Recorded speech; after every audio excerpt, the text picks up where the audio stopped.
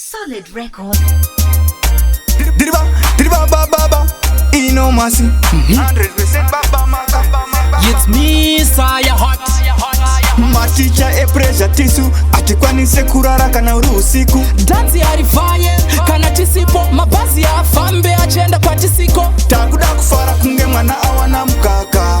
Siah hona tombo mira sedaka. Kana takufara hapana anosara ndida baba makazvinushie zvapatara. Takuda kufara kunge mwana awana mkaka.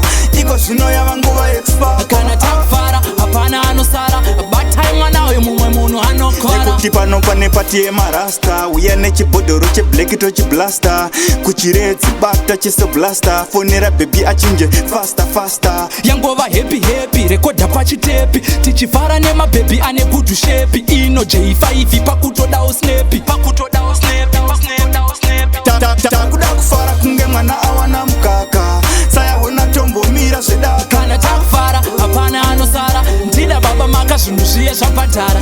Takuda kufara kunge mwana awana mukaka iko zvino yava nguva expert. Kana takufara hapana anosara batai mwana uyu mumwe munhu anokora. Iko kugweru kubuda kwamutare tine katokedu yaikatifare patasvika toita vanhu vasarare saka dhondiware takagadzika hare. Vanhu vadhakwa vakudyira kunge chidzoi vakufunga kuti takabata chibhoi panotaura yepressure saka nedzoi kana kwenyu kune pressure gogogoi. Takuda kufara kunge mwana awana mukaka Siah hona tombo mira zvedaka. Kana takufara hapana anosara ndida baba makazvinushie zvapatara.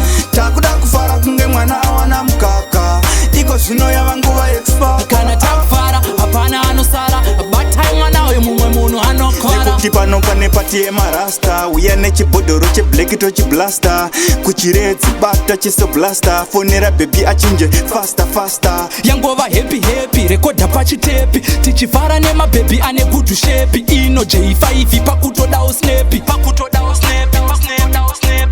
takuda kufara kunge mwana awana mukaka Siah hona tombo mira zvedaka. Kana takufara hapana anosara ndida baba makazvinushie zvapatara.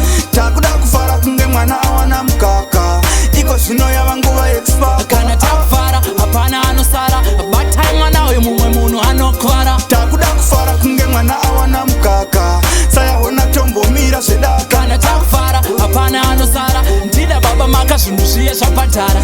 Takuda kufara kunge mwana awana mukaka iko zvino yava nguva expert. Kana